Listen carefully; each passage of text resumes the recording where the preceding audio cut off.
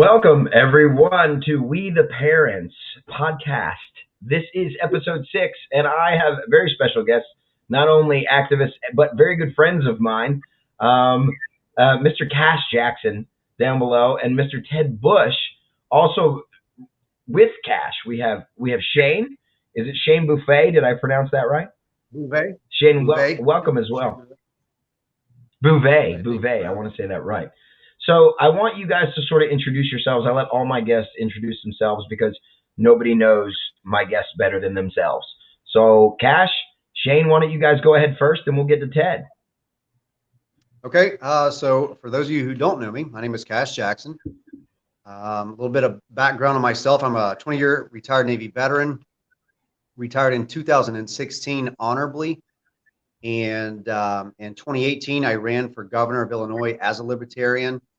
The predominant driver of my work since leaving the Navy has been, if you want to use the term, an activist. I don't really like that term. I believe, grown into being a political dissident, knowing what I know now about being, number one, an American father in this country and understanding the Constitution and what we're supposed to actually be doing.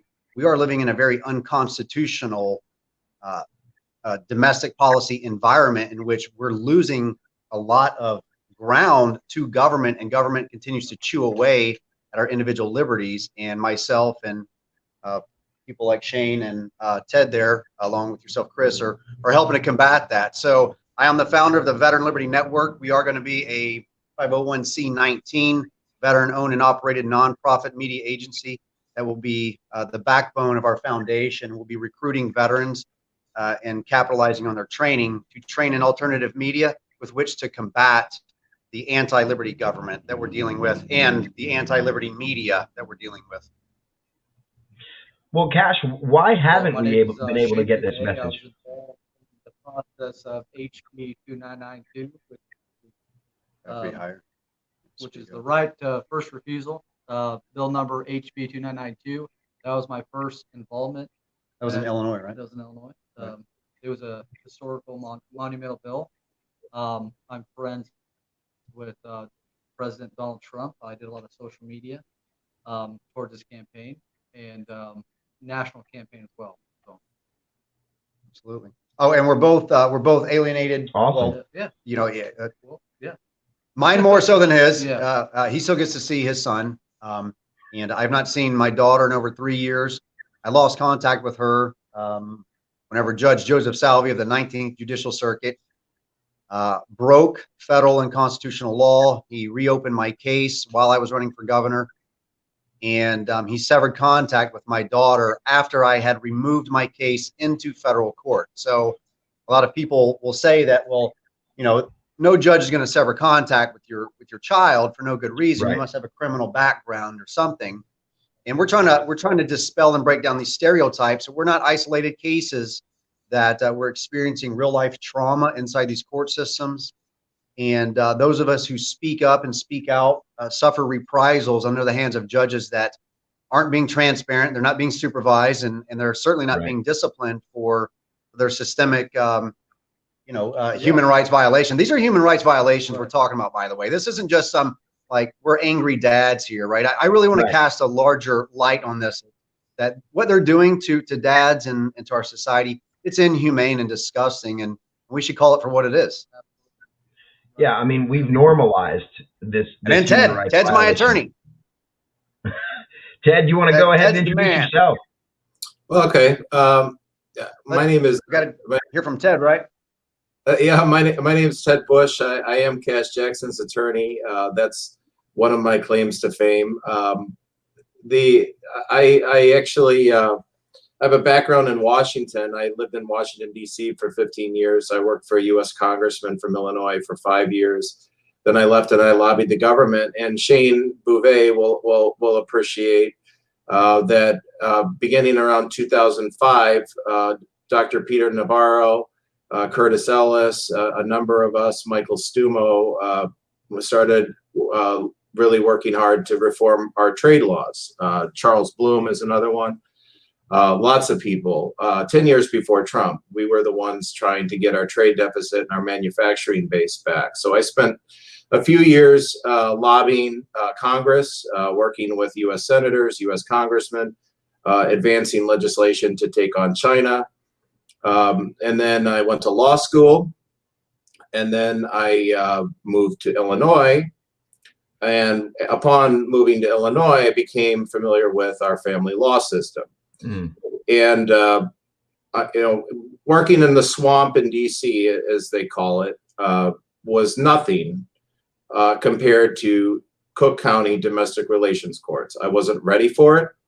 And it is the most filthy, scummy pit of filth, frankly, that I could have ever imagined. And I use the with the pool of attorneys that we have out here, I compare them to the Star Wars cantina. That I think the Elephant Face and Lizard Man would probably do a better job representing kids than what we have here.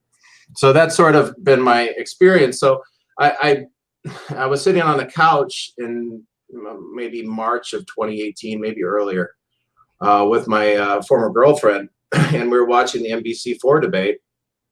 And I saw this guy who got on the stage and started talking about child support and getting personally attacked for things that I understood were in fact, from my experience, almost a badge of honor, and that he had so much courage and so much guts that I followed his campaign. I voted for him. I was one of the 110,000 people that voted for him.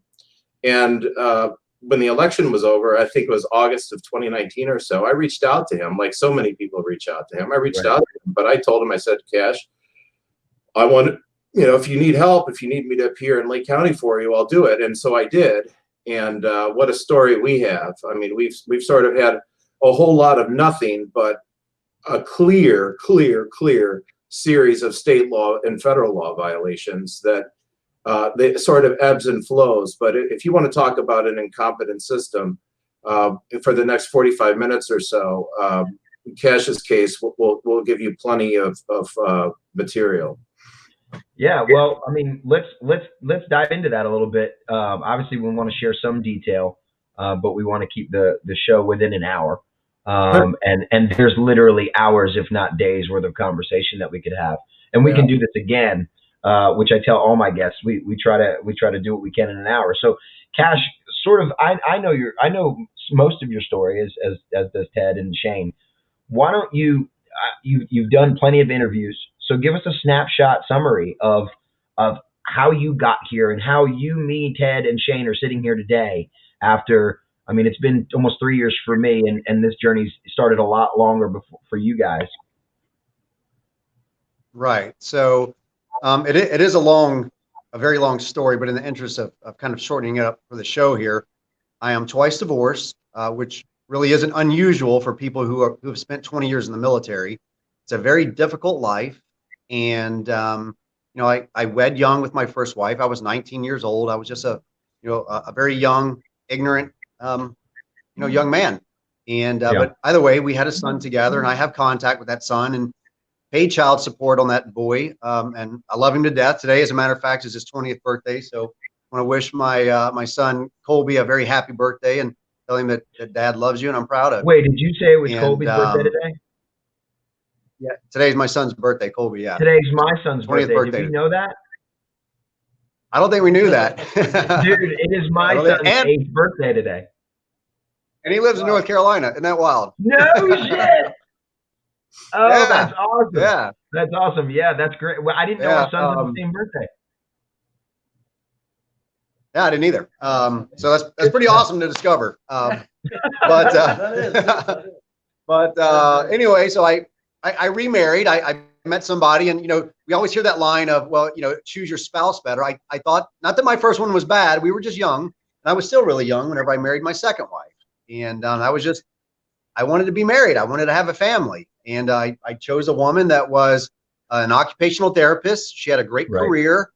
When we first met, we both were kind of young, and we still kind of ventured into the bars and stuff, and we went to clubs together and what have you. But we kind of gravitated more and more towards the church, and we got married, and very early on, we had, 2 children early on in our marriage. And, by all accounts, I chose what appeared to be a very sound, stable woman.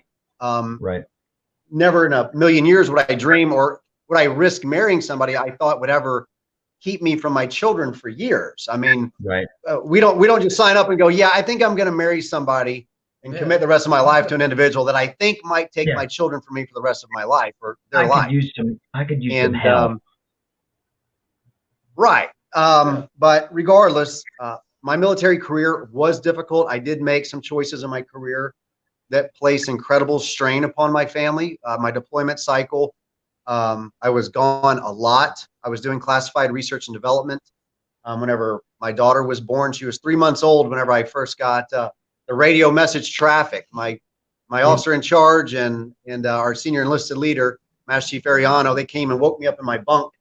And the first time I saw my daughter was on the pier in Bangor, Washington, and she was 3 months old. So but my military career added a lot of strain to my ability to be a father, as well as, just my children to have that active role with their dad in their life. And I thought, I'm going to leave the Navy. I'm going to be able to raise my kids. Well, that proved to not work out. I went through a divorce. My second wife elected to remain in Illinois whenever the military sent me from Illinois back to Washington State, and she remained in Illinois. So we were physically separated for 2 years. And during that 2-year time frame, I was paying the $2,500 mortgage. I was paying $500 a month for her student loan. I was paying the utilities. And I was so overextended on my salary that I couldn't afford a place of my own in Washington State. So it rendered me essentially homeless while I paid the bills on the home that her and the kids remained in. And during that time frame, she was pocketing her $85,000 to $87,000 a year salary in a separate bank account. Well, that's kind of what led me down the road to the divorce. 2 years of separation, I'm paying for everything, and it doesn't make sense for me to remain with someone who doesn't want to be with me. And so got the divorce. Well, they called it abandonment. They said that my military service was abandonment, effectively, that I abandoned my family. They led my children to believe that I abandoned my children. They used my military service against me. I had a top secret clearance. I'm doing classified work for the American people while simultaneously being homeless and separated from my kids. And if that wasn't enough, after I say I'm going to file for divorce, that's when I get hit like many men do with false allegations. Appreciate you, brother. Who's sitting here right now has had false allegations? Raise your hand. Oh. Yep. Oh, that's 4 for 4, fellas. And I'm sure the people in the chat. Yeah. Right. So that, of course, put me on that uphill climb to prove my fitness. Those false allegations ultimately ended my 20-year Navy career. That combined with the separation of my children is what drove me into a major state of depression. And in the fall of 2015, I did attempt suicide. And I went through a really scary time in my life, and a very scary time. And what was really scary about it is it's like people are watching your downfall. They're watching you slide deeper into depression.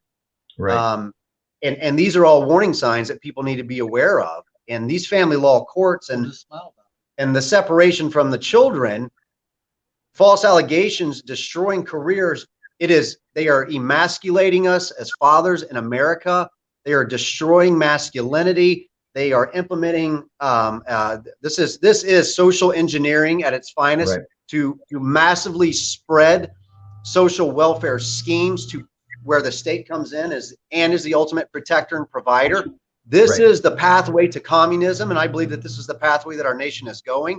And I don't think that we need to look any further than the American Communist Party's website, along with the progressive agenda, match that up with our domestic policy and see where we're driving more kids into poverty, dropping out of high school, emotional, mental, behavioral disorders, being propped up on pharmaceuticals, which causes more adverse effects.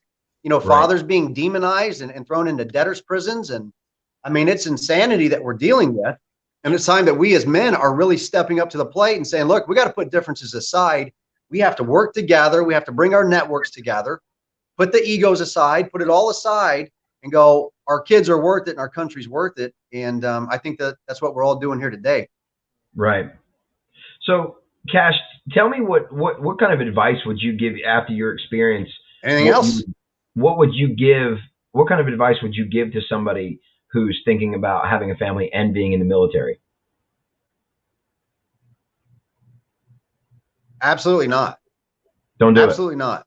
Like, I'm of the belief that it is so incredibly dangerous. Look, it appears safe because everyone does it, right? That's the appearance that we're giving. The perception is that we're sold. The corporate perspective is go get a great middle-class job, buy a home, get anchored to that home, get anchored to those property taxes. You try and live out this lifestyle that's been portrayed for us as being the reality. In fact, what it's doing is entrapping you into different nets that they have set up to catch you in. And whether or not you're going to get caught up in something like family law, if not, they're going to catch you up in criminal law. They're going to catch you up in healthcare. They're going to catch you up in probate. We are seeing our society being feasted upon by people that take a strong interest in our money, as well as depriving us of our rights and our liberties. If you're going to be in the military, you got to ask yourself, why don't they teach me the Constitution? Right. If you as a young man or young woman are considering joining the military, fine. I'm not going to dissuade you, but I want you to be fully informed. When you go into the military, you're going to swear an oath to support and defend the Constitution against all enemies, foreign and domestic, right? To obey the orders of the officers appointed over you. But if those orders are contrary to the Constitution, they are null and void orders. But if they're not teaching you and ensuring that you have a full working knowledge, a real working knowledge of the Constitution, and I'm not saying even I do. I don't even have a great one. I got a long way to go. But you got to ask yourself, if that's what I'm swearing to do, and that is the most uniform thing across every branch that every member does, that they can have different jobs, different trainings, different backgrounds. They could be a photographer. They could be a barber. They could be, a refueler. They could be a grunt. They could be a pilot. But we all swear the same oath against all enemies, foreign and domestic. And what we're not talking about are the domestic enemies, because we don't know the Constitution, because we don't teach the Constitution, because it's not their actual job. That's just the show. Your job is to go guard poppy fields in Afghanistan and oil fields in Iraq. That's your job. Right. Well, they don't teach the Constitution and family law. And they will not protect you. I don't care if you've got bronze stars. I don't care if you've got purple hearts. I don't care what you have. You are subject to these people, right? Or at least they would have you believe that we are their subjects, that we somehow work underneath them. I've never been in a place where they were so extremely arrogant, egotistical, and condescending to the average person. While outwardly they will portray themselves as being very polite to the public, right? Disagree with one judge one time. Right. Disagree twice and see how they behave. Which you're allowed to do. You're allowed to disagree with a judge legally. Yeah. Right. Disagree a third time with a public servant and see how they treat you. When somebody has the power to take your kids from you with a disagreement and an assertion of your rights, with no transparency, with no record, any attorney could go back and look at my case file and say, Jesus Christ, you couldn't appeal anything in this guy's case because they didn't keep a record.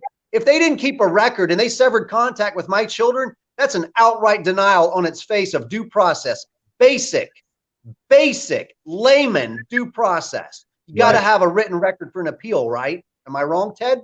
Yeah, that's right. And I wanted to weigh in on this because I'm fully familiar with Cash's record, and I've seen almost all of it. I've seen the worst that they've thrown at him, and what we're dealing with right now. The worst thing that Cash did was he allegedly made his kids do push-ups and sit-ups and calisthenics and sort of semi-disciplinary, things that, guess what? If you're born into a family where your father's a drill sergeant, I mean, kids have been dealing with that for centuries and millennia. I can't imagine that, Augustus Caesar's kids didn't have to do, push-ups and sit-ups and things like that. So Right. just to give an idea of how subjective that was. I mean, so I'm going into Cash's case in Lake County, and I'm hearing these things, and they don't, on their face, don't ever. I mean, and these were years ago, and and what they really are, they're called encapsulated persecutory delusions. Is that their mom is teaching them to say this happened, we're so damaged by this, we're so damaged by this. It's all nonsense. So it's propped up, but that's the worst that they have against them. So then I go into Rolling Meadows in Cook County in another one of my cases. And one of my clients just starts talking, what do you, Mr. Scott, what do you do for discipline?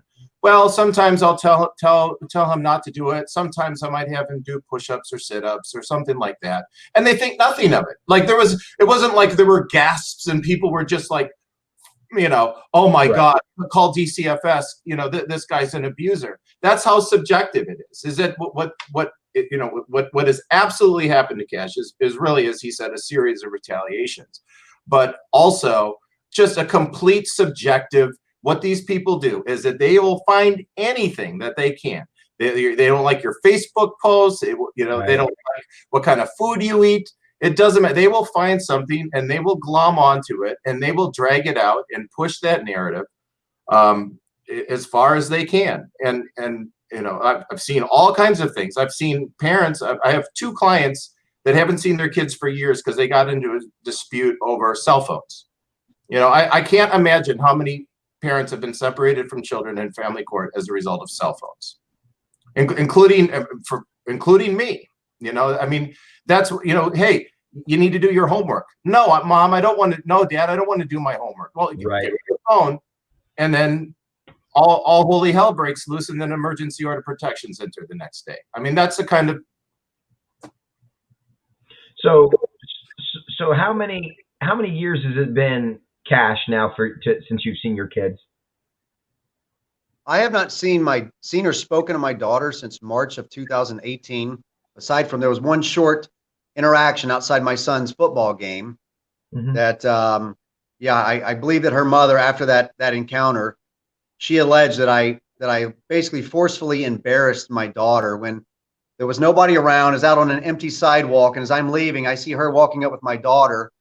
I hadn't been allowed to see or speak to my daughter at all. There was no order of protection in place. There was nothing. They had severed contact. Judge Salvi did, while my case was removed to federal court. And I hadn't seen or spoken to my daughter since then. And that was the one interaction I had with her. And it was about just a 60-second interaction. And I just said, Kaylee, can Dad have a hug? Can I have a hug? And I was I was trying not to break down crying. Right. And she, she kind of looked at her mom, and, she looked at me, and she came on over, and I knelt down, and she gave me a big, tight hug around my neck. And she told me that she loved me and she missed me. And, and that was the last interaction I've had. The one interaction I've had with my daughter in 3 years. With my son, I've had 3 phone calls. I haven't seen him in over 27 months. Those 3 phone calls began, I think it was, Ted, remind me when the first one was. Was it February March? 2020. Yeah, February 5th, 2020, I think. Yeah, I think that sounds about right. Yeah, it was February, March. And I've only had 3 phone calls. And for the new guardian ad litem, that's the only progress that this lady's been able to make in I think like a year. And we recorded her. We recorded her, Sally Lichter. We recorded her because you can't afford it. I'm like, you can't afford this. And I called her. I'm like, Sally, the only progress at that time that she had made was there'd been 2 phone calls with my son, Caden. In the first phone call, I was offshore. I was on an oil rig. And he had to be taken down to Sally Lichter's office, where he called me from her office, or she called me from his office. So her mother or his mother wasn't there, wasn't present. It was a great phone call. That was my first conversation with my son in 18 months, mind you. 18 months, not one phone call. I'd sent out many emails and messages to the former GAL, Nicole Sloby, to her attorney, Raymond Bolt, to the mother. And I was literally begging like a dog, like, I want to talk to my kids. There's nothing saying I can't talk to my kids. there's no reason I shouldn't be able to talk to my kids. And the mother wouldn't respond to any of the messages on Our Family Wizard, which we were court ordered to use. And so I was forced to go to work offshore and save up. I needed thousands of dollars to try and get a new GAL in the case because the other one was just sitting on her hands. She wouldn't do anything. Right. And I'm like, Nicole, you guys severed contact with my daughter illegally. You severed contact with my son illegally. There was no motions, no notice of motions. I wasn't found to be unfit for an endangerment. That is this Illinois requirement. That is a requirement you must meet. You can't just sever contact with my kids. Well, You can't do this. Let me go into that a little bit and give a little background on that, because so Kash ran for governor, and he was running for governor, and then all of a sudden his judge's brother, and I believe it was March of 2018, sends out a Facebook post calling for Kash to give up his spot on the ballot to him. Mm-hmm. To the judge's brother. My judge's brother. My judge's brother. Judge's brother, and Kash finds out about this through the media. So then August comes around of 2018, and he's made a name for himself. The media is covering him, but they're sort of lampooning him a little bit. This outfit called the Daily Herald goes into his dissolution proceeding and covers it. Right. And Kash is pro se. He presents a recusal motion. Judge, I think you should recuse yourself. Here's the Facebook. It was an oral recusal. I just want to make that correct. Right. And said, I had just got the material. I had just recently gotten the material. I didn't file a written, but it was an oral motion. Now, you guys mind if I share this? Oh, go ahead. Okay, let's do this real quick. Sally, let me ask you this. How much money do you think I Can you hear that? $10,000. You should, because you're supposed to represent the best interest of my children. $10,000 for 2 phone calls. That's the amount of progress you're capable of. Sally, let me ask you this. How much money do you think I'm made of? That's the amount of progress you're capable of. It's $10,000 for 2 phone calls. Apparently that's all I'm capable of. Well, that's all the tangible advancement that we've made. 2 phone calls for $10,000. How much money do you think that I can raise or work for? I've been furloughed for 3 months, Sally. My military. I suspect you have been furloughed ever since March, anyway. My military benefits barely get me to the end of the month. Okay, I don't know why I'm talking about my money with you, because I only have to talk to one person about that, and that's Judge Christian. My money. I'm the one who My money. So, is it in the best interest of my kids for me to foreclose on my home to pay you? Is that in the best interest? Is it in the best interest for me to have my car repossessed? It's in the best interest of my kids to foreclose your home to pay me. Yeah. Wait a minute. Let's pause It's in that. the best interest of your kids. Well, let's listen to that again. Because when I first heard that, I was like, "Did she say that? She's some kind of stupid." Is it in the best interest for me to have my car repossessed? It's in the best interest of my kids to foreclose your home to pay me. Yeah. It's in the best interest of my kids for me to foreclose on your home to pay me. That's what she said, right? Yeah. Okay. Let's listen to the rest. There's only like another minute, but that was the biggest shocker of that conversation. That line got him over 1 million views, 1.5 million. Yeah. Let's listen to the rest. Right. It's in the best Yeah, interest I of your knew. kids I'm to like, because the way foreclose she on my would home talk to me. to pay you. Go ahead, Kash.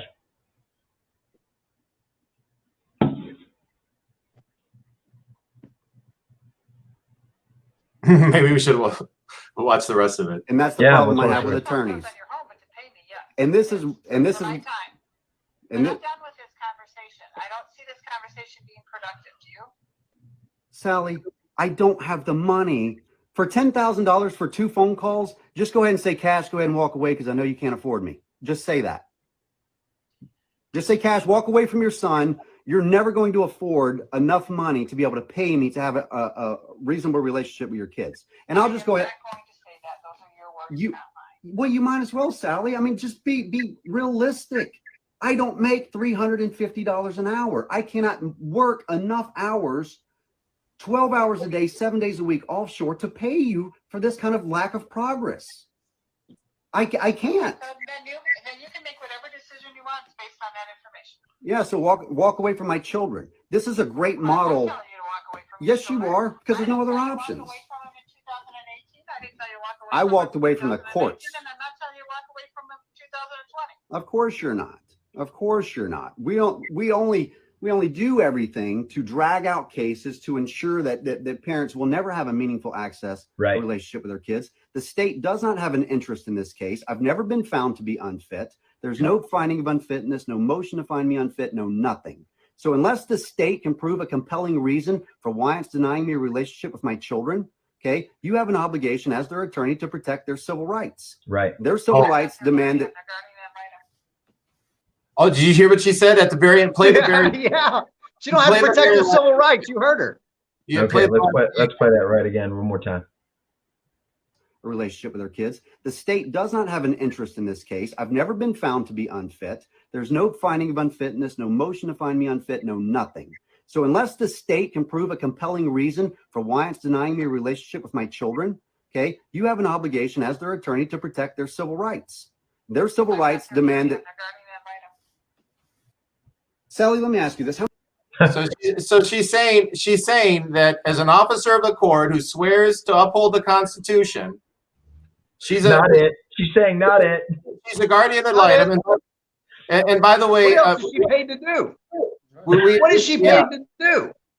It's not. You're telling me it's not in my kid's best. It's in my kid's best interest not to have civil rights. Is that what I heard? Well, I mean, but the thing about Sally is that Sally was absolutely wrong about that, because it's funny. In the American Bar Association actually recommends that guardian litems not be attorneys, but Illinois inverted that. We're one of the few states that say all guardian litems have to be attorneys, not teachers, not social workers, not people that actually deal with children. They have to be attorneys. Right. And you need to break up the monopoly, Ted. And then she's saying there that she is an attorney, but she's not there to protect her children's basic fundamental civil rights. Right. So why are guardian ad litems attorneys in Illinois? Someone explain to me. I don't get it. Don't need them. Well, no, we don't. And in fact, there's cases in Illinois that say that there's one in remarriage to Wyckoff, where in fact there was a court that said we don't need that extra layer as long as the mother and father are represented. It's an adversarial process. We don't need a third mouth to feed. We don't need these people, and frankly, they all suck. I mean, you can have either a guardian ad litem or a child representative who's either one. For the most part, I've met one good, just like Melissa Isaac in Alabama. I've met one good guardian ad litem since I've been in Illinois, with the exception of that one. And I'll say it, his name is Michael Vines in Countryside, Illinois. I know of one. Everyone else is either a range of totally incompetent at best, and at worst, massively, soullessly corrupt. Or like Ted, as I showed you yesterday from that, and I sent it to Kash too, was that text message, well, email from an attorney here locally that would not represent me because they felt, although they can admire my advocacy and my love for my children, I'm not a good fit for them. What? And you said no surprise there. So you won't represent me because I'm ambitiously wanting to raise my kids. You're a family law attorney that also works with different organizations that say something about family justice and children. Imagine, if you will, if women were being threatened, and this, it's not anti-mom, but I just want people to really think about and consider the bias in the media here, which is driving the need for us to develop more media-driven content like this, where we're talking about these on more and more and larger platforms. But imagine if a woman who worked or volunteered for the National Organization for Women was told, you're not a good mom because you want to volunteer it now. You're not a good mom because you want to go in march in a parade and wear a vagina hat on your head. Okay. You want to do that. That's perfectly acceptable. But if you're a father, don't you dare hold a piece of poster board that says, hey, I've spent $20,000 on attorneys. I'm paying over $1,000 a month in child support. I'm dead broke, not dead beat. Don't hold anything like that, because then a judge is going to threaten to withhold your children. And what's really perverse about this whole thing is how your fellow American citizen will look at you and say, Kash or Shane or Chris or Ted, you shouldn't be so outspoken because they're going to withhold your kids. You're not going to get to see your kids. Are you Right. even listening to what you're saying? Right. And it's That okay is the that they very say that. definition of tyranny, people.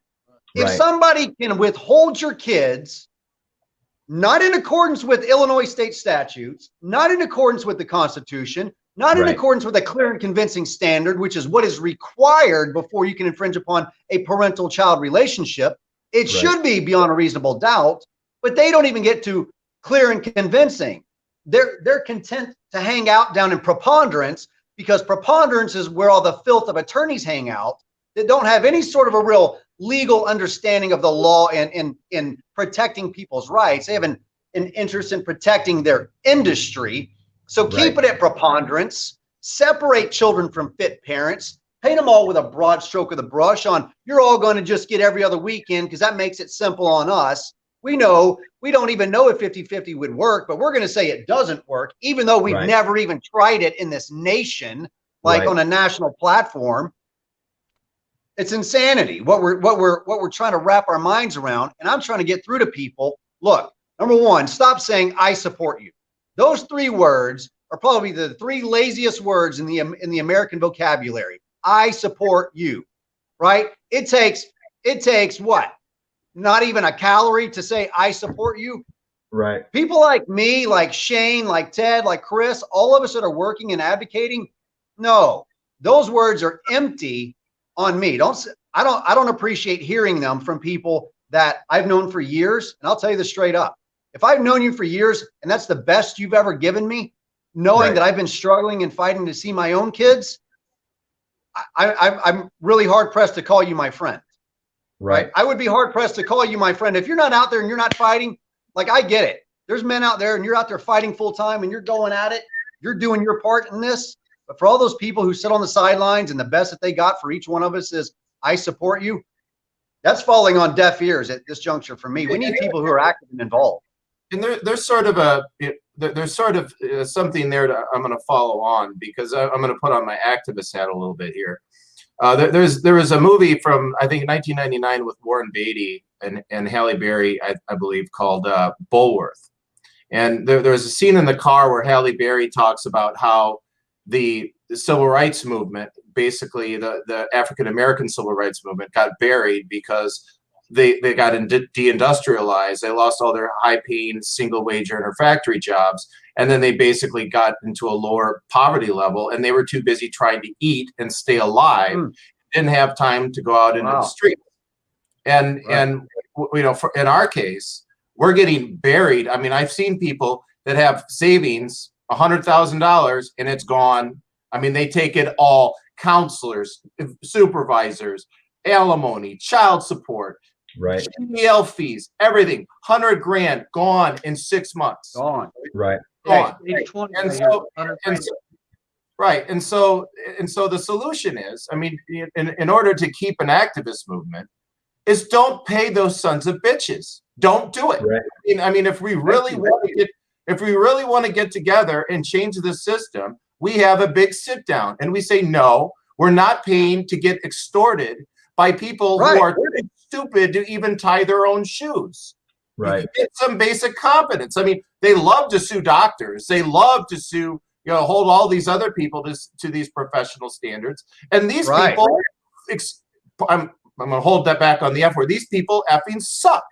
They're terrible. I mean, I can't tell you the low standard of performance that I've seen every single where I go. If they were ever thrown into the private sector, this includes the judges, and especially the attorneys around there, who can't even, I mean, their pleadings are just garbage.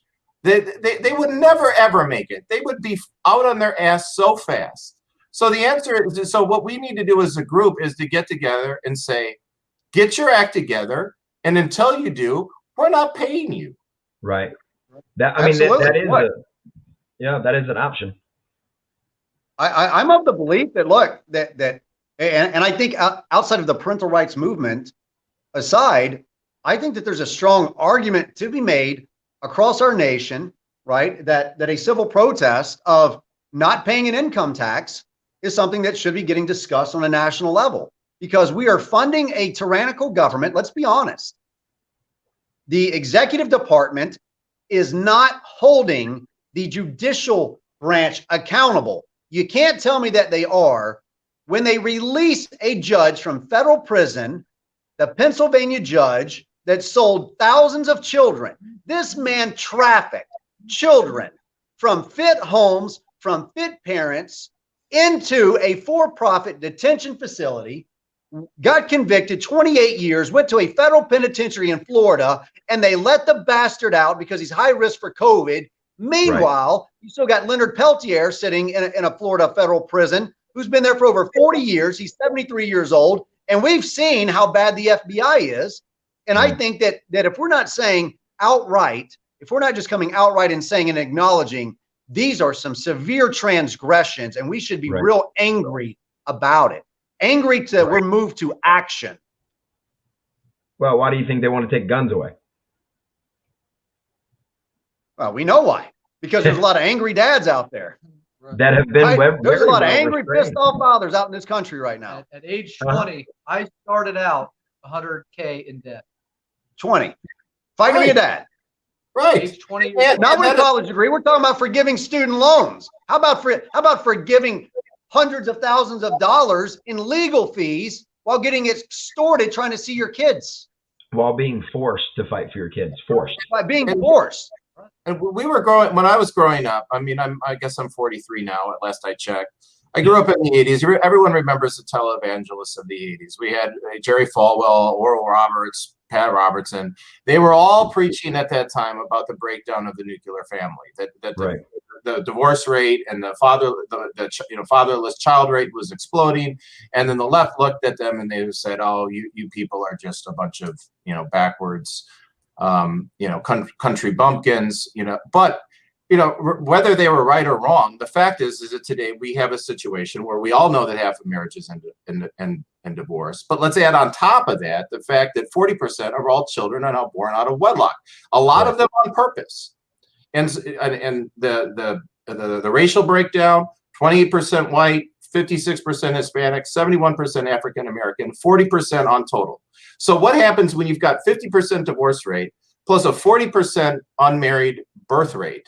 It basically has people like Shane coming into the workforce, not able to go to college for sure, because you're spending all your money. You could basically spend a week's worth of salary to pay 1 hour for these people to come in and F up your life. And that's what's happening to countless people. This system is not going to sustain it. I mean, I have a case right now that just ended. I got a father's restriction lifted, where the judge is an awesome judge. She's so good. She's new. She has her heart in the right place. She gets these two these people that have been doing it for 40 years. She gets a child rep and a GAL in this case, who totaled their hours and said that collectively in a matter of 6 months, we had a 6-month hearing. It just went on and on. They each claimed that they incurred $70,000 in fees, where they did absolutely nothing but watch. I mean, they could. It's like watching a football game for them, literally. Like they could have had popcorn. They weren't doing anything. Right. And so in my case, the judge appointed these people pro bono. But if you just had one hearing to, let's say, remove a restriction where you got a false OP and you had to get that out, that's basically a house in many places of this country, just to see your own kids, to pay these people to watch your hearing. I mean, that is what we are looking at. This system will not sustain itself. There are not the public resources, and the judges know this. I've seen it. I mean, every time a parent goes in before a judge and the judge says, "I really want to appoint a guardian ad litem," and both parents are like, no, we don't want one. Yeah. We don't want one. You have to reject that at every encounter. Look, I believe this. You invite a third attorney in there, okay? Already your first two are probably already conspired against you. Just like Ronald Bell did with me. Ronald Bell out of Libertyville, never hire that man. He is a snake and a con artist.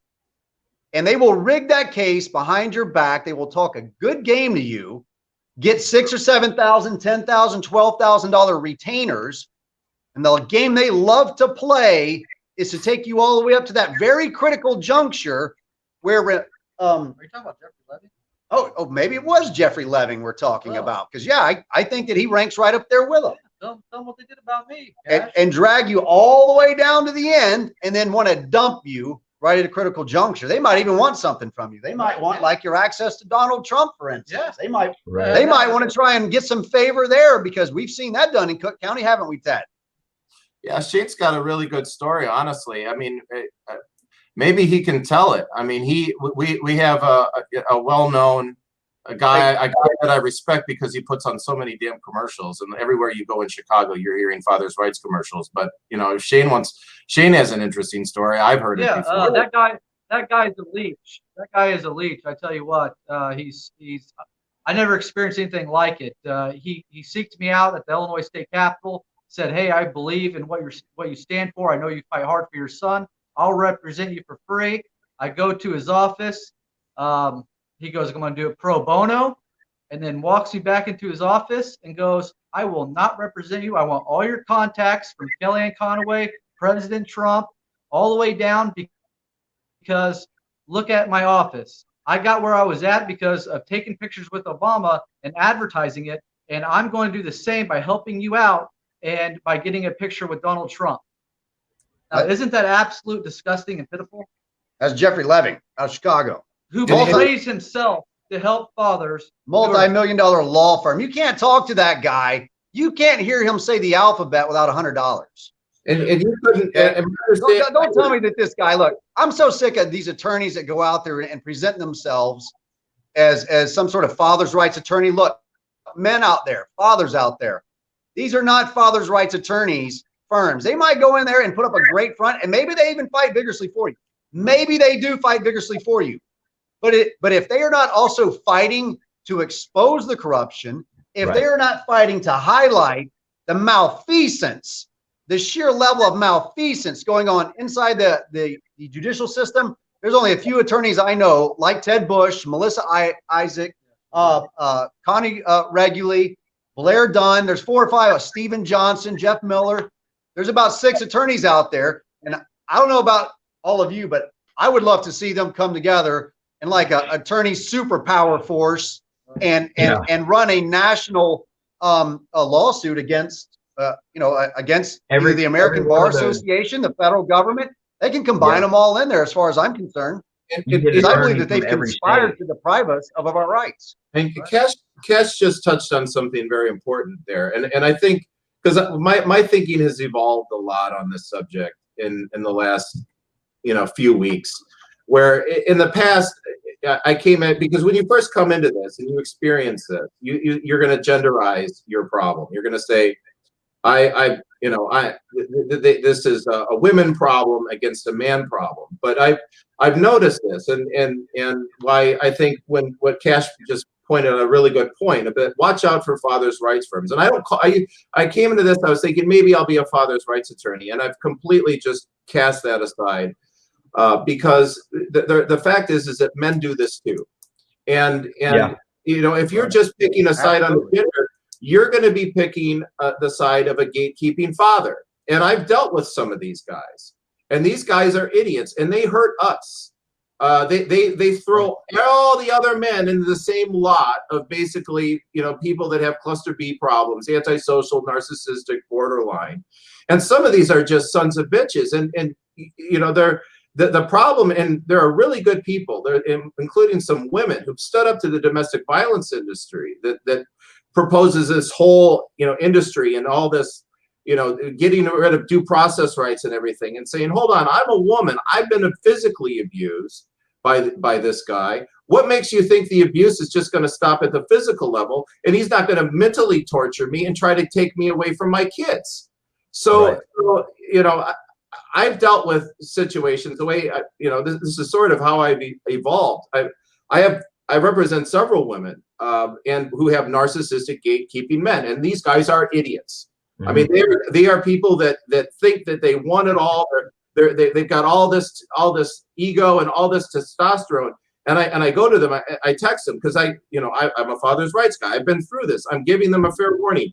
Dude, you have no idea how good you have it. You have no idea. Yes, you have done very well, but you are standing on the tightest thread, and it's about to crash. And so you better come to the table. You better have an equitable parenting relationship, or you are about ready to fall straight down and hit hard. And they'll never listen to me. And then, they find out when the cops are at their house and they lose custody, then it's a little too late. So, this is not a, man versus woman thing. This is what we have here is we have a system where the gatekeeping, alienating, cluster B, pathological parents have an alliance with the people like Sally Lichter, who's the GAL in Cash's case, and the entire system of supervisors and counselors and everything. That is the alliance that is in control right now. And like any political movement, any political change, that has to be inverted, where the caring, the compassionate, co-parenting parents have to ally with the healers, the counselors, and turn the whole thing upside down and take as much of this out of the courts as possible. Absolutely. Yeah, I mean, this shouldn't even be a legal matter. I mean, the four of us, Shane, I don't know your whole story, so if I'm speaking something that's incorrect, by all means interrupt me. But as far as I know, the four of us have had contact limited or severed with our children and have not committed a crime. No. Right. Not a single one. In fact, the three of us could rotate around this screen, start dating our exes, and raise each other's children. Right. That's absurd, isn't it? Ted is an attorney who's allowed to represent other people and their children and their best interests in a court of law. Kash was able to serve his country for 20 years. I don't have anything cool like that. I write songs, but I'm a good dad too. And Shane, I don't know what you do. Shane, tell us what you do. I'm a coal miner. Wow. I was a coal miner, then I got laid off, but I did a bunch of social media work for President Trump, a lot of grassroots. I was involved in this movement pretty big, but I was told that if I hold another sign that all my rights would be taken from me. Who was that? And so I chose, in my heart, I wanted to fight, but I was left with no choice. And that's a hard choice. I don't feel good about it. If you ask me personally, I don't feel great about it. So you had a choice, just a shitty one. Yeah, I was left with my son and what's morally right. And there was no in between. And that was probably the hardest part for me. Yeah, they force you to choose, and it's what Salvi. It's the same tactic that Salvi tried to use on me, right? That was why he drove that third order of protection home on me.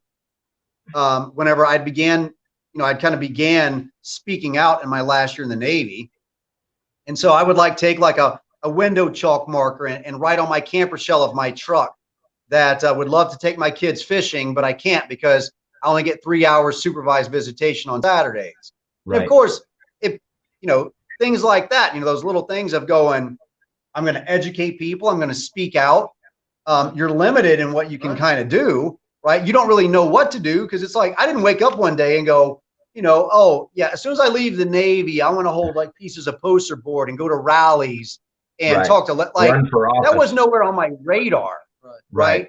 But as soon as I experienced and witnessed that they used that to justify a plenary order of protection, extending that emergency order of protection out, they extended it out based upon me expressing my First Amendment right peacefully.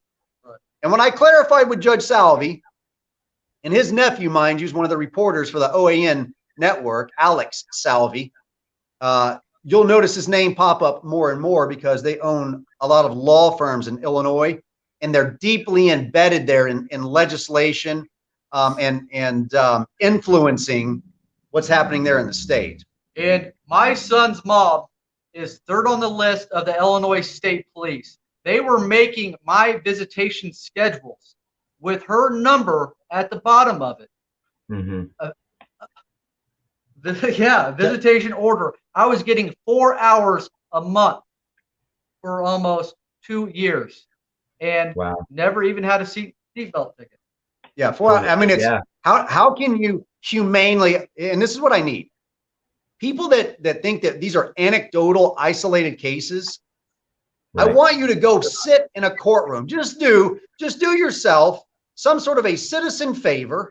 Yeah. Just admit to yourself you've never sat in a family court. Go ahead and admit it to me, Shane, and everyone else, those of you that want to scrutinize us to the nth degree and say, this isn't possible. I know Barbara, right? Or I know John, and John's outcome was really great. I see 50-50 all the time here in this state. Nonsense. Let's see the published studies.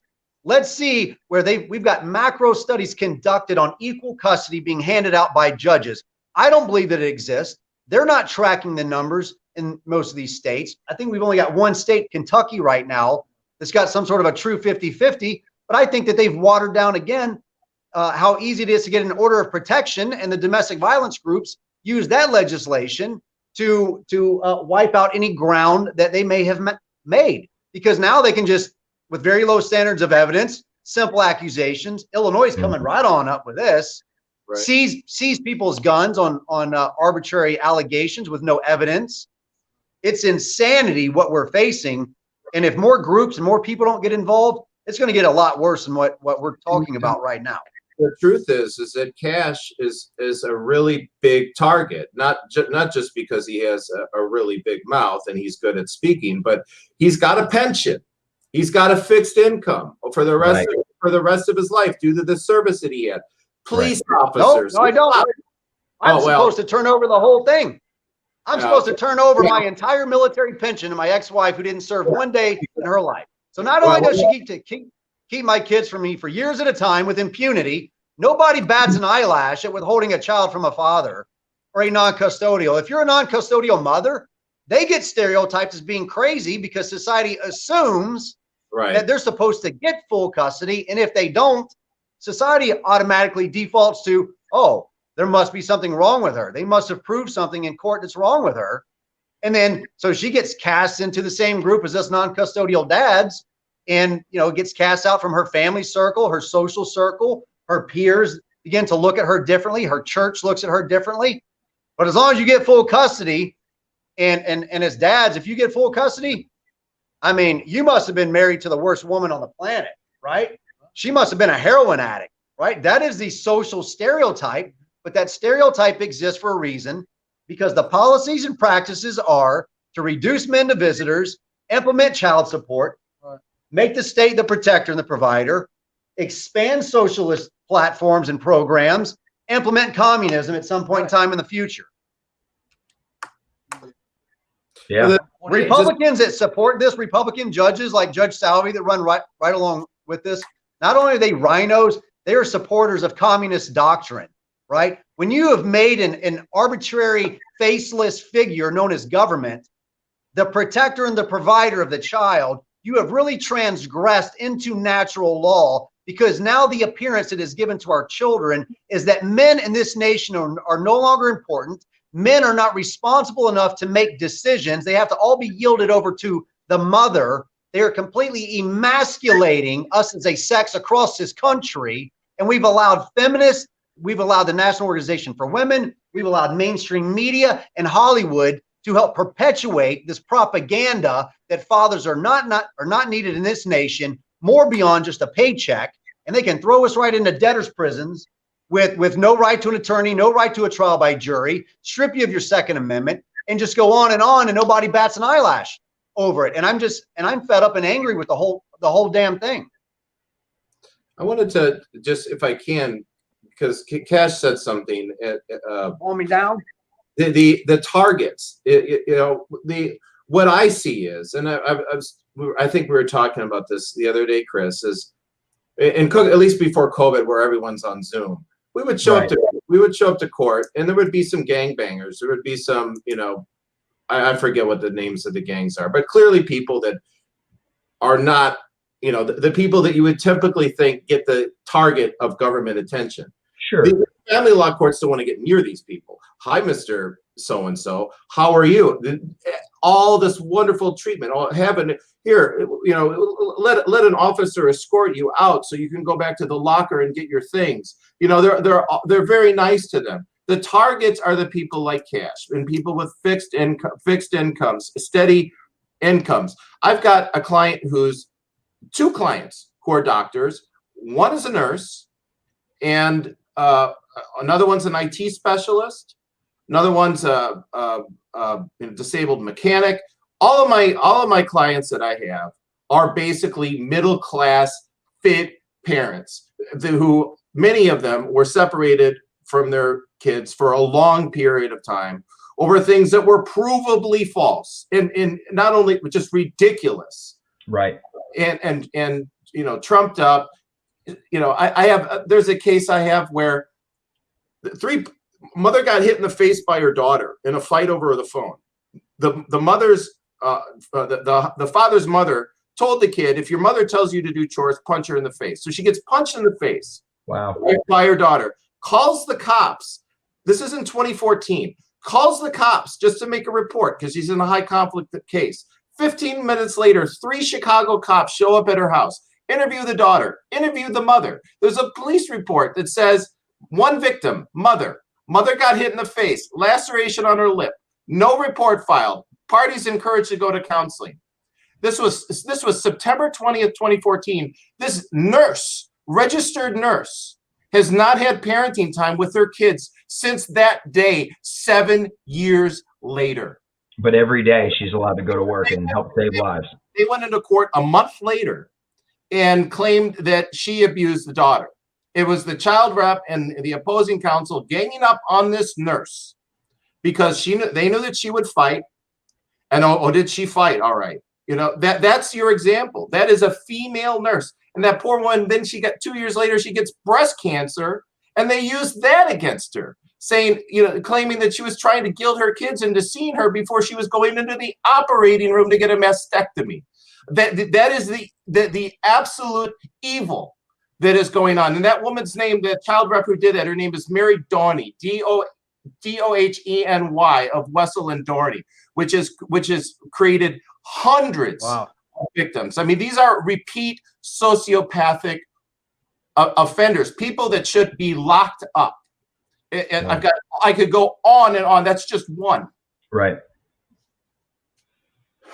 So guys, what do we do? I mean, this has been an entire hour of, I'm just listening, and some of the stories I've heard and some of the stuff's new, and it's one, I hope it's very therapeutic for us to be able to speak about this. It helps us get it out, but we have got to do something. There's no more, obviously we're pushing for legislation and we're making some strides in some areas, but literally, what else do we need to do? Well, with the advent of technology, I think we're seeing a lot of that being done. We are using the same technology that they're using to drive this type of propaganda. And this is what it is. Okay. I don't really care what ist you believe in, whether you hate communist or fascist. They both use a very similar authoritarian state overreach domestic policy platform. They believe, fascists and communists believe, that the state should be in your life controlling what you're doing. And those of us who speak out, this is where you can really tell that you're living in tyrannical times. Right. When you've not been found unfit, you've not been found to be an endangerment, these are the requirements. I didn't set them. They made these long before I came around. They put them in black and white. Right. And they said that if a parent's not been found by a clear and convincing standard, then the state does not have a compelling interest in this matter. Right. And so whether you believe in a fascist state or a communist state or anything there in between, what we can clearly see and what's being demonstrated is if you speak up, the likelihood of a reprisal is high. But so is the likelihood of reward, which will be a restoration of the freedoms and liberties that God or nature blessed you with, ordained you with, that is not man's to infringe upon. These are inalienable rights. Do you understand this? I want every American citizen to understand this is not a 10th Amendment states' rights issue. Because if you can't tell me how your rights increase or decrease as you travel across state lines, imaginary lines, then you have no business supporting that type of doctrine. What we should be supporting is that your natural rights as a father don't dissipate no matter where you walk on this earth. I don't care what somebody's domestic policy is. If you're not harming your child, and you as a man or as a man or a woman on this planet, if you don't feel the desire to rush and save that child, apparently there's no immediate danger or harm that you can see right then. Therefore, man should not be interfering in the relationship that we're supposed to have. How can I exercise freedom of religion? How can he take his son to church? Okay. How can Ted mentor and raise his children about the Constitution? How can we teach them about the Declaration of Independence if we can't even get a phone call for less than $5,000 or $10,000? Right. With one How do we throw a parent wins, baseball with them? every time. Yeah, every single time. And Shane's right. They're picking one parent, right? And what they're doing is they are destroying children and they are destroying the other parent. It's domestic violence by proxy. It's legal abuse syndrome, if you want to label it that. They cause post-traumatic stress. They cause anxiety. They're driving up healthcare. They're causing more lost days at work. They're causing more homelessness, more incarceration, more suicide, more. And all of these industries feed what? They feed all of the legal industries, not to knock on any attorney out there who's practicing great law, right? But it has all been twisted and manipulated for financial gain. And they're playing games with our lives. And I think that it's time that we took that concerted step forward. So building these platforms, Chris, the Veteran Liberty Network wants to do that. We want to work with all of the platforms out there, bring them underneath an umbrella, not take control of them, but collaborate, work together, build one another, integrate ourselves, and keep building our platforms. We are building a very strong movement here. The Fathers' Rights movement is making a strong recovery inside theirs. They had to do a lot of restructuring because they're moving out of a movement phase. The Fathers' Rights movement, they're transitioning into an organization. Right. So we're seeing it happen right before our eyes. We're formalizing nonprofits. We're building out our own individual platforms. That's one segment of it. We have to go to their doors. We have to go boots on the ground, get off of social media. And I've said this for several years now, but now we're seeing more and more of it. People are more willing to get out. They're going, yeah, you know what? And maybe it's part. Oh, he'll come back in a second. That sounds like Arkansas. Well, I'll tell you what. I'll start with my 4 cents. Go ahead, Ted. While he comes back, I have 4 things that I think are, I think that collectively should unite the movement. Is that number one? I mean, I sort of disagree with Kash a little bit, Chris. I think your show and others like you people, you know, that social media is an enormous asset to us that we didn't have before. And all we got are these family law courts scared shitless of social media. I've seen it in so many cases. Use social media. Don't be afraid of it. Don't talk about yourself. Talk about them. Make them feel uncomfortable. It's totally inbound. Say their names. Look, we need. Hey, we're talking about saying people's names. These people are criminals. Right. Trash their Google reviews. Forget about Avo, because Avo is as corrupt as it's a fraud. But you know, when you can get at their Google reviews and mobilize the community to go after them and hold them accountable in any way that you can, I think that's a great thing. But so I love your podcast. It's not harassing. It's not stalking. It's not targeting. No. It is the free market doing what the free market does. Right. If you were poisoning people at McDonald's, we would expect everybody to warn other people. Okay. If Casey's gas station down here was delivering tainted pizzas, I would be the first one to warn people and say, don't buy pizza there. Right. But if an attorney or a judge is out there and they're destroying lives, they're withholding evidence, they're perpetuating false allegations because it's a well-established practice and procedure, then an attorney can say whatever they want about you in a written pleading that gets filed into a public record. I'm sorry, it's libel. Right. Right. And it's libel when it's and Kash has done this nonsense that they can say whatever they want about you. No, this is bullshit. Yeah. Okay. I'm sorry, you can't make allegations of rape. You can't make allegations of or skirt that line. This is a brilliant one that the DV industry trains their advocates on. Is is skirt the criminal line, right? When you write your allegation, you write it in just such a way that you don't allege rape. You use words like he forced himself upon me, right? Oh, yeah. That way there's no criminal investigation. Or you're erratic. Right. It carries the most serious of connotations.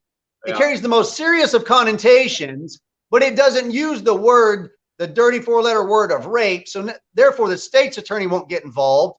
Therefore, I won't come underneath scrutiny on if I'm telling the truth or not. I'll just skirt the line and I'll say he forced himself upon me. That way, if anybody in the general public ever reads this, it's going to click in their brain, he raped me, but he'll never have got charged. He'll never got a conviction. He'll never got an investigation. He'll never had the opportunity to confront his accuser in a court of law, and he'll never get it expunged because it's civil and it's not criminal. So you just destroyed a man's life with impunity, and everybody walks away smiling while keeping the individual's children from them. Right. It is the most grotesque, sick, and disgusting thing that. Right. And if a domestic, I mean, Kash saw through this a while ago. If you have a domestic relations attorney who's coming after you and attacking you, attack them back. Tell them if they're fat, let them know they're fat. If they're suborning perjury and they're a liar, call them a liar. You know, I mean, why would you ever let someone who is such a scumbag get the moral high ground on you? You have to be crazy. Right. I mean, Kash knows this from combat. You always fight. You get someone the high ground, you're going to have a hard time getting it back. I do want to throw that. I want to throw that advice out to people that, number one, are just going into court. All right. A lot of those attorneys, especially with men, I believe that I don't know if it's worse in men, but I believe that it is because, well, let's be honest, as men, we're prone to fight back, right? We work as nature designed us. And when we're personally attacked, when our character is attacked, right, we're going to defend. And I believe mothers are going to do the exact same thing. And when they make those types of allegations, these serious allegations that are character assassinations on you, every time they say something like that, every time Sally Lichter says, I abandoned my children, every time that word rolls off of her tongue that I abandoned my children, she is slandering me that I left my children. The same as they said, I abandoned my children when the military sent me back to Washington State. Right? Military service used against me to say, I abandoned my kids because I followed the orders given to me by those appointed over me. And when they issued out a new set of orders for me to transfer from Great Lakes, Illinois in the summer of 2012 to Bangor, Washington, to go do classified under research and development, I followed my orders. And that's used against me in a court of law. And then when I say absolutely not and I fight back, and then you destroy me, absolutely not. I'm not going to tolerate it. I drew my line in the sand as a father, as a service member at that moment, drew my line in the sand and said, I'll do whatever it takes to fight back. Right? And if I could not pay the child support, I wouldn't pay it. If they didn't take out what they do out of my pension, I wouldn't pay them a penny, because we shouldn't be funding the terrorist activity against us. We shouldn't be giving people money that are outright denying us access to our kids. If you're a dad out there and you're deployed overseas, I'm not telling you not to pay your child support. Okay. But if you don't want to be a part of your child's life, make that known. Just make it known. Let the child know for whatever reason. Write it down. Give the child a reason so that they understand at a point in time that they know you don't want to be a dad or a mom and pay your child support. But those of us who have been there and have been fighting to be in our kids' lives, and they're just outright denying us that for all of these arbitrary reasons, don't pay it. Don't pay the attorney fees. Don't pay the court-ordered costs. Don't cooperate with anything that they want to have you do. They're going to have you jump through all of these hurdles and obstacles, anger management, psychological evaluation, drug testing, all of these infringements upon natural liberties that they would never get away with in a criminal court. I'm not going to say never. I'm not going to say never, because they've got some real bad actors over there too. Okay. A lot of them. But you get my point. We have to begin civil protest. We have to begin civil, peaceful protest. And I believe a civil, peaceful protest is to divest from all of it. These banks that are now cooperating and running these child support credit cards, banks like Bank of America, we need to start of a divest from Bank of America, right? Do you see And it's predominantly going to be dads. 90% of child support is being paid by fathers. The Office of Child Support Enforcement acknowledges they're reliant upon men to pay child support. This could be a civil protest of epic proportions. Fathers, stop paying child support. Fathers, stop paying attorney fees. Fathers, stop paying income taxes. Work off the grid. They call it the black market. I call it the free market. It's absent or crony capitalism. Go make money if you can outside of it. Don't tell them about it. Invest it otherwise. What business do they have to know? You have the right to grow, and they don't have the right to penalize you for growing. If they don't want to let you be a father or a mother to your kids, then by God, you got the right to go live your best life that you can. But I pray that you're at least mature enough and committed enough to your country and your kids to invest some of that money into what we're doing, to invest some of your time into this, and let your kids know you're a freaking fighter, the same as the rest of us. Get out there and get on the front lines.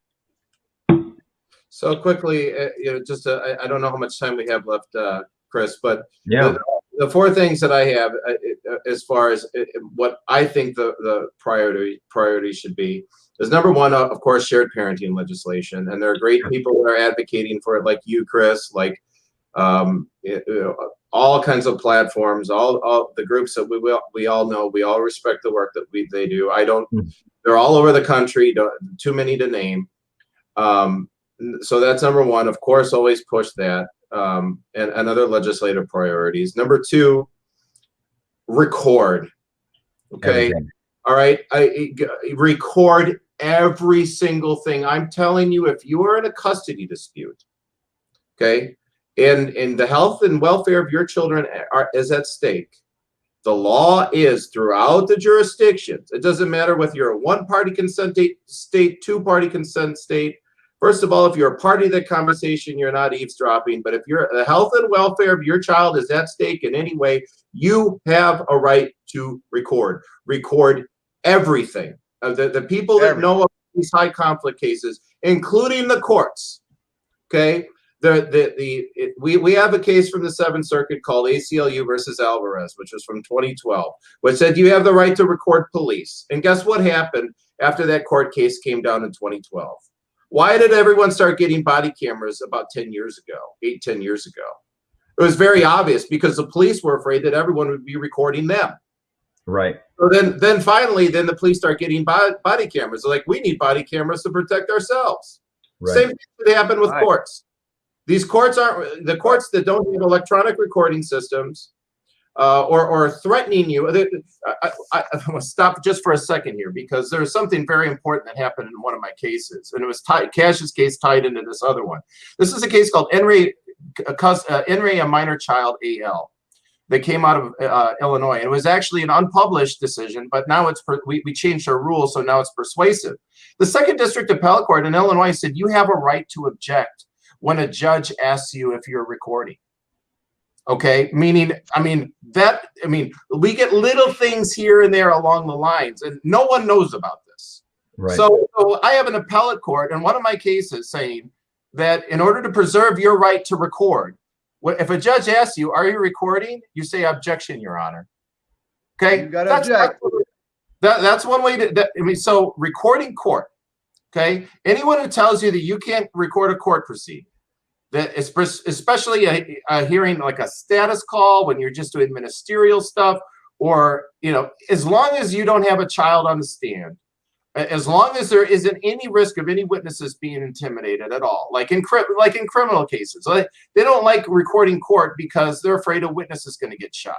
Okay, right. As long as there's a witness who's not being threatened, you have a right to record. And I'll tell you, in my own case, I'm dealing with this right now. I went into court in October of 2019 and I recorded the proceeding. This was before COVID, because I knew right away I had to record everything because these judges have like 200 cases on their docket and they can't keep track what the hell they tell somebody. They're not on the record. So I recorded it. He's like, you can do this, Mr. Bush. Okay, I recorded it. It wasn't on the record. And then a year later, he says, Mr. Bush, you can't do this. And then he punished me for it. And so now guess what I have? I have an audio recording that if I tell him that I audio recorded, he's going to hold me in contempt and refer me to the bar. But I just decided I don't give a shit. Here you are, idiot. This is what you said a year ago, and you need to recuse yourself. I mean, but recording court. If anyone has any doubt, if you're at any risk whatsoever, and you have any basic skills at legal research, ACLU versus Alvarez, 7th Circuit, 2012. Go to your jurisdiction and follow that case. Look for anything that cites that case, and it'll in your jurisdiction, and they will extend, the First Amendment right to record, due process right to record. So for God's sakes, record these people. Transparency. The third thing that from a legal perspective that I think is important is, number one, judicial immunity. Is that people don't realize that we have the ability to sue judges in equity, and injunctive relief and declaratory relief. So in Kash's case, his civil rights have been violated for a long time. They're ongoing, meaning the prospective damages to him. You can go into federal court and you can get a declaratory judgment and say, dear federal judge, please make a finding that my civil rights have been violated. Okay, you're not asking for a divorce decree, and that ties into the last issue, which is a federal issue called the domestic relations exception. We need to get more of these cases into the federal courts, and the federal courts don't want to hear these. Most of these judges, the last thing they want to do is to have this shithole of the law come into their courtroom, but it needs to come. Right. And so the domestic relations exception to federal jurisdiction says very narrow. It's clear that as long as you're not asking a federal court to grant you a divorce, modify a child support, custody decree, alimony, as long as you're not asking a federal court to do that, you can bring in any constitutional issue that derived from your case. So if your constitutional rights have been violated, okay, you can't, when you're in a divorce court, you can't file a declaratory judgment for the most part that so-and-so violated your constitutional rights, especially the judge, because the judge is the judge. Right. But if these people have done this to you, these cases have to be brought. And when a federal court, I've been working on this for a while, it's solid as a rock. When a federal judge tells you, no, we won't hear this, as long as you're not asking them to grant you a divorce or modify a child custody decree, they have to hear it. Mm-hmm. And that's what has to happen, is that we need to get these cases, more of these cases, into federal courts and start getting judgments. Well, we are almost at an hour and a half, but I want you guys, I think we need to do this on a regular basis. And I think if you guys would be willing, I think we have a decent audience, and Kash, I know we spoke with creating a bigger network. The friends of ours on the other end, we're having trouble screen sharing some of this, but we're going to work out the bugs on that. And I feel like this is powerful dialogue. I'd like to get some of the ladies on here to chat with us and do something like this on a very consistent basis, whether it's We the Parents podcast or we create a new, platform where we can broadcast and have this conversation with psychologists, attorneys, child support agents, activists, politicians, and bring them all together.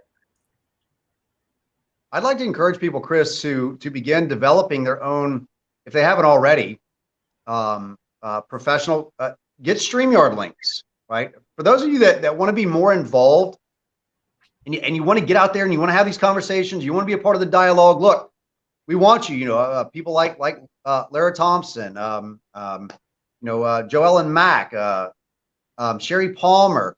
There's lots of women out there that are involved in this, and we need their advocacy. We need their voices, because we have to understand as fathers, right? Number one, we can acknowledge the factual disparity in full custody and child support, and by sheer volume alone, that men have been systemically wrong for far longer in far more numbers. That does not make us anti-mom or anti-woman. We need to make a very clear distinction that we are protecting all fit parents. Yeah, but I think maybe I need to scroll that at the bottom. If you are deliberately withholding children, if you are deliberately keeping kids, because you would be able to tell a loving parent, like in my own case, why couldn't I get one photograph of my kids?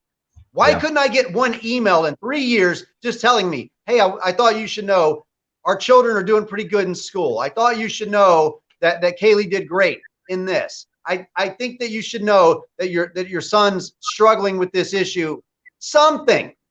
But if you can't get an email, you can't get a photograph, you can't even get a phone call, and the best excuse that these people have is, I can't make them call you, I'm trying to encourage it. But yet you can make them go to school, you can make them eat their vegetables, you can make them take a bath, you can make them go to bed, you can make them retie their shoes, you can make them brush their teeth, but you can't make them send a text to their father. You can't make them take a couple photos with their very expensive iPhones that I helped to pay for and send their father some pictures, right? They are not fit parents.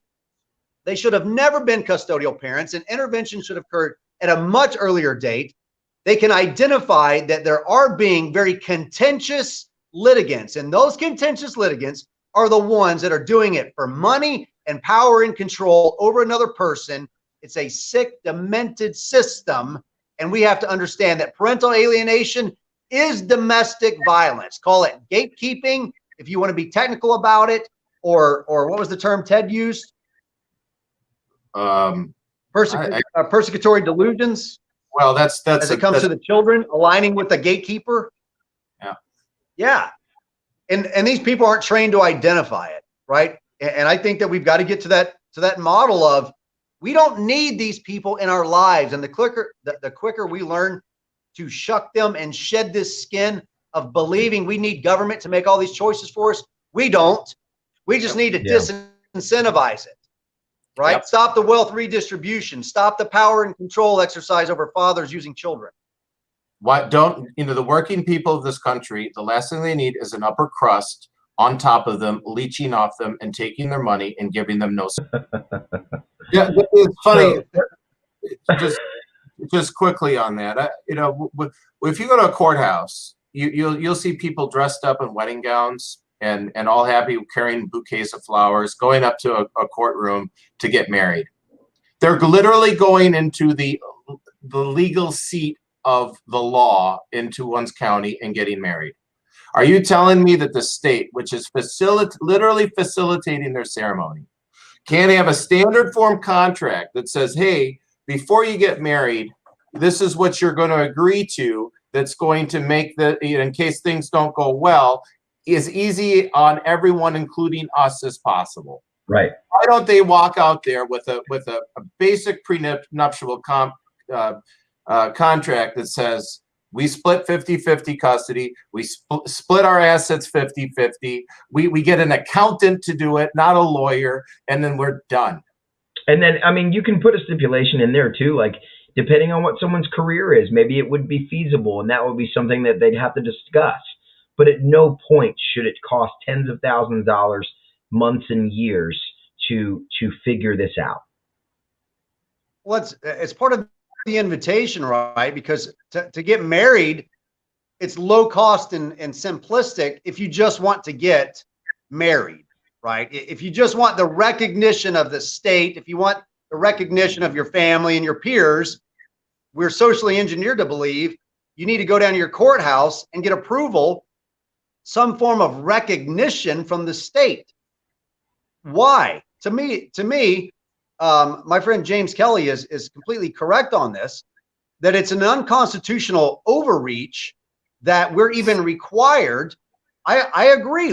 Why should we have to go and get a license or a certificate from the state to enter into an independent contract with another person?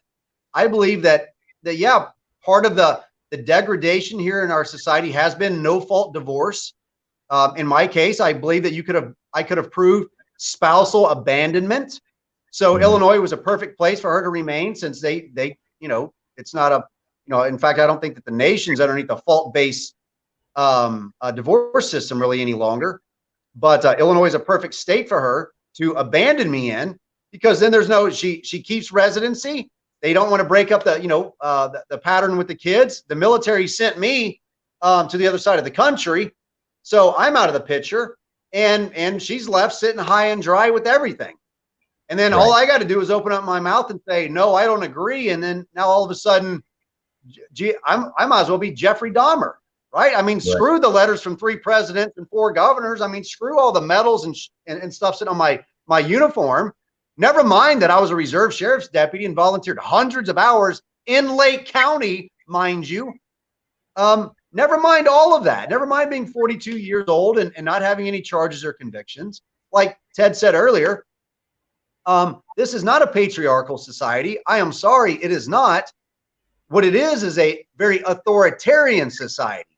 And in that authoritarian society, what exists is that the states, through federal funding and incentives, are in fact removing the protectors and the providers and fathers. They are deconstructing to the fullest degree what nature or God had intended for men to protect and provide for their children and their families.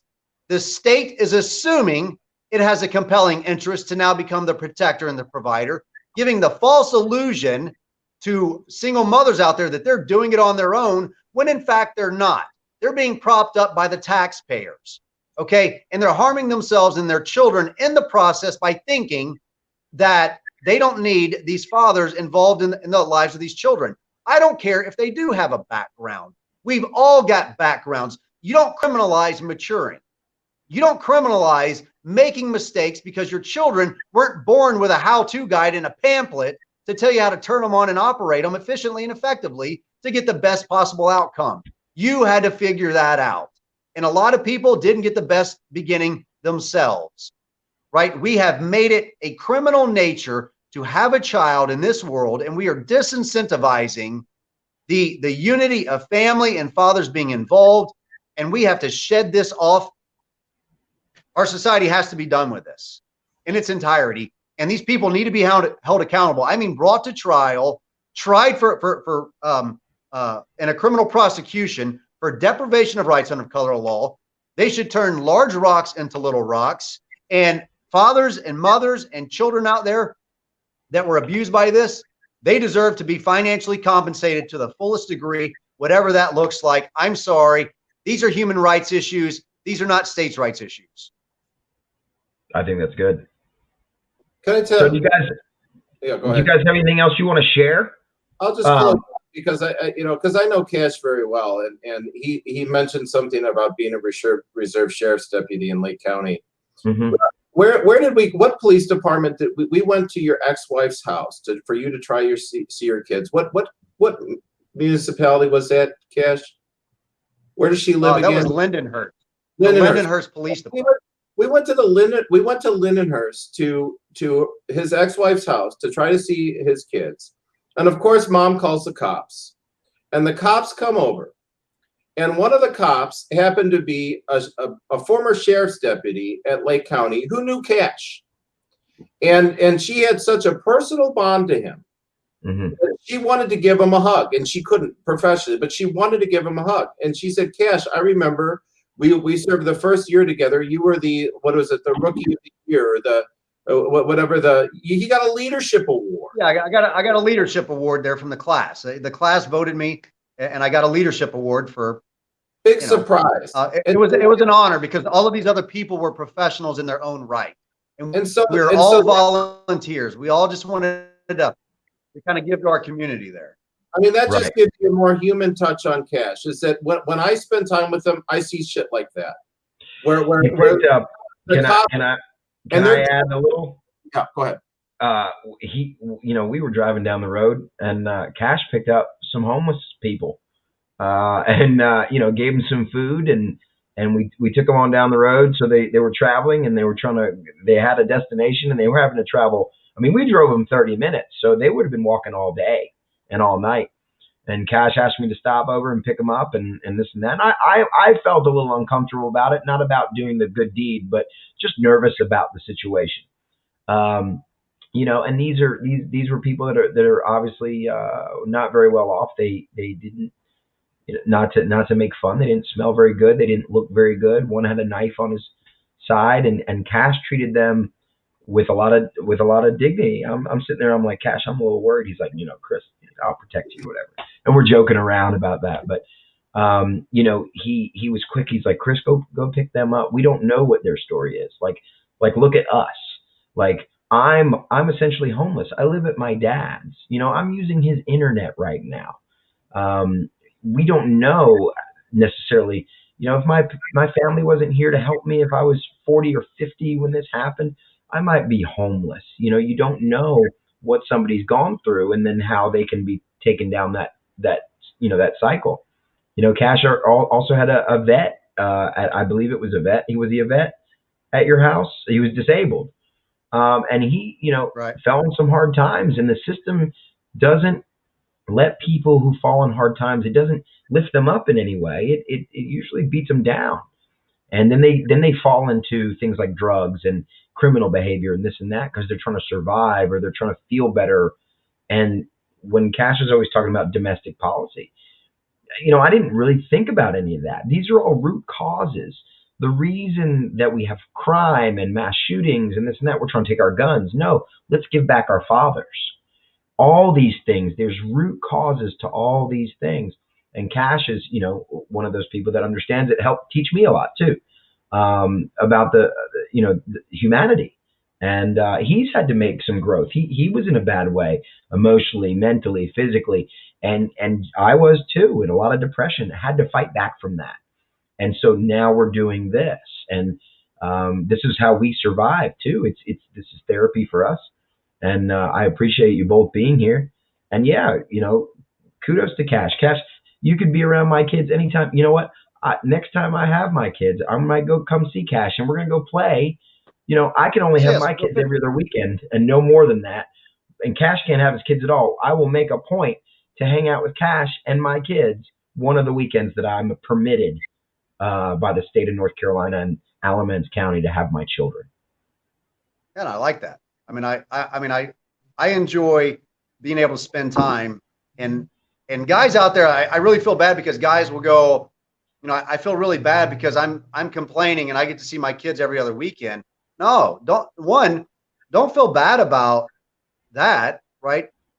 I'm happy for you that you get every other weekend, and I don't want you to stop being happy, and I don't want anyone to stop enjoying that around me, right? And it's a hard thing for people because they say to me, they're like, dude, I feel terrible because I get to see my kids and I feel bad just even complaining. No, don't complain, because even you have right to complain, and you should. It's inequitable, and you shouldn't just be made to accept it. Stop thinking that we have to accept this as normal in our society, because we don't. I want you to keep complaining. I want you to complain louder for your kids, for my kids, because that collective voice, right? Be proud that you're seeing your kids. Be proud that you're being able to be a father to your children.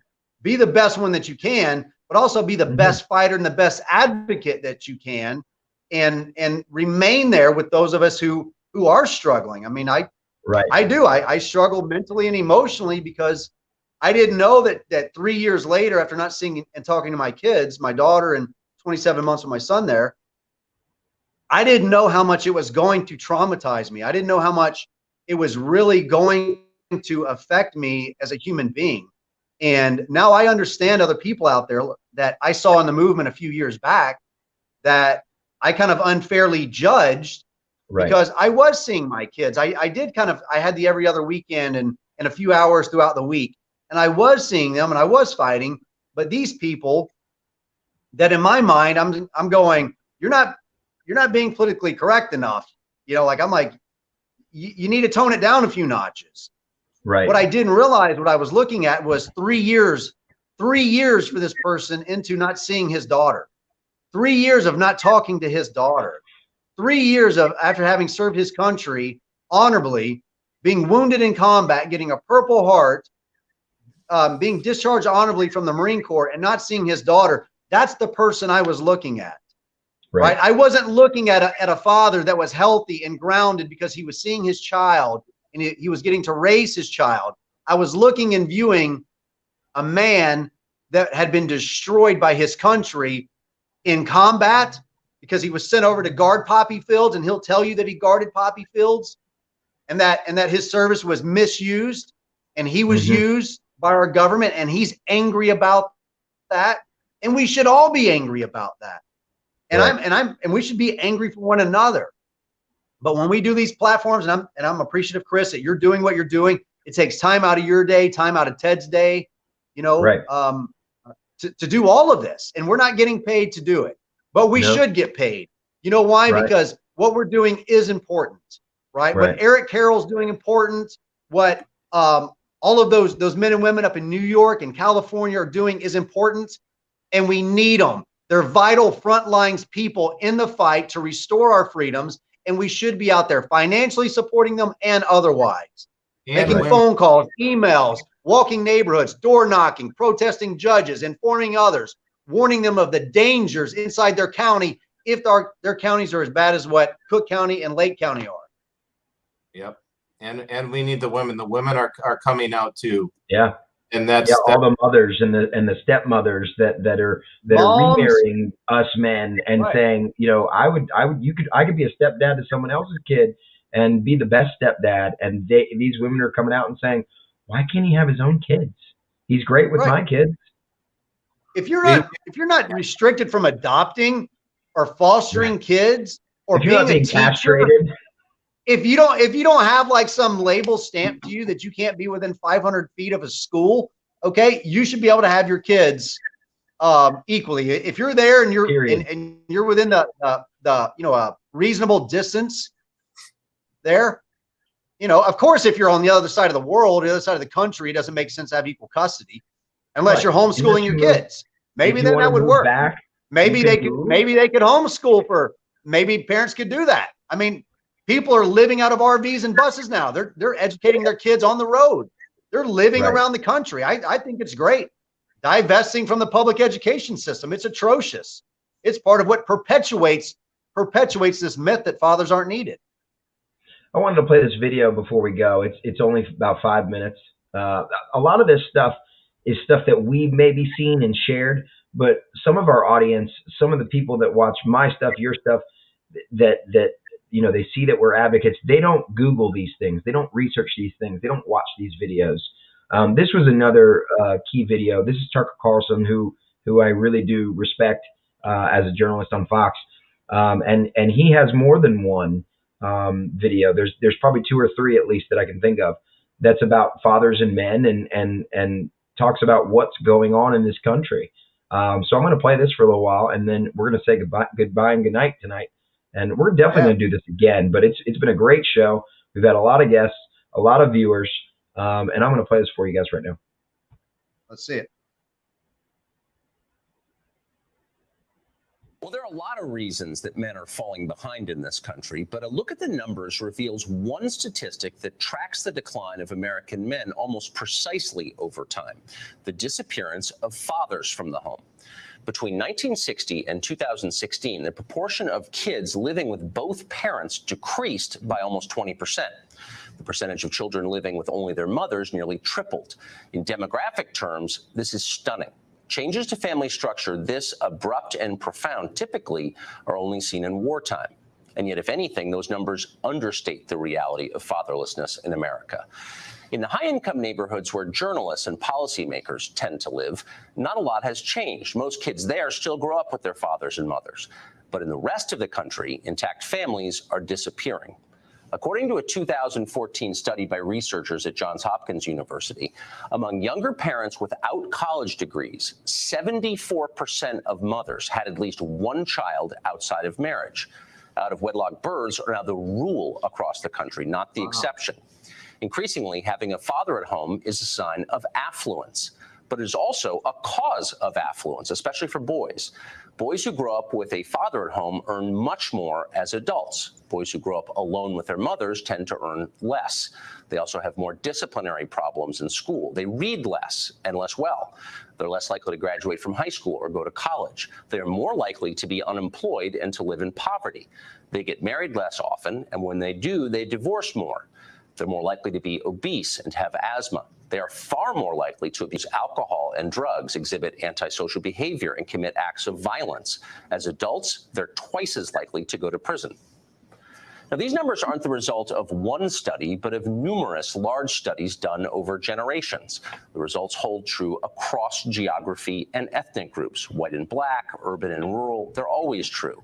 Boys raised without their fathers are at terrible risk. There's not much serious academic debate about that, if any. The nationwide breakup of families is a disaster, and not just a moral disaster, but a practical one. It may be the largest public health crisis that we face. So what's the largest public health crisis that we face, bigger than COVID, bigger than anything. And I think that was a profound statement. Driving it? Well, there are many factors. Falling male wages certainly play a role. Studies show that when men make less than women in their potential dating pool, women tend to consider them less attractive marriage partners. Fewer men marry, more children are born out of wedlock. Some government policies also discourage marriage, particularly among the poor. Women on welfare who marry often see their food and housing subsidies cut dramatically. One recent report found that almost 1/3 of Americans know someone who hasn't married for fear of losing benefits. Broader changes in American culture have also had an effect on marriage and family formation. The dramatic decline in church attendance and religious observance is one of these. There are probably other reasons too. Fatherlessness is a hugely complex problem. But the point is, it is a problem, a massive one. And what is remarkable is how rarely that is acknowledged in public. When was the last time you heard a Democratic office holder decry the out-of-wedlock birth rate? If you cared about reducing poverty, you would talk about it a lot, but they don't. Why is that? You want to comment on that, Kash? That particular comment lights your fire a little bit. Well, I have to say that there are some Democratic legislators like, and I disagree with him on a lot of stuff, but Representative LaShawn Ford in Chicago, he's a well-known Democrat there in the Cook County region. And, he's brought up an address and pushed the 50-50 bill there in Illinois on several occasions.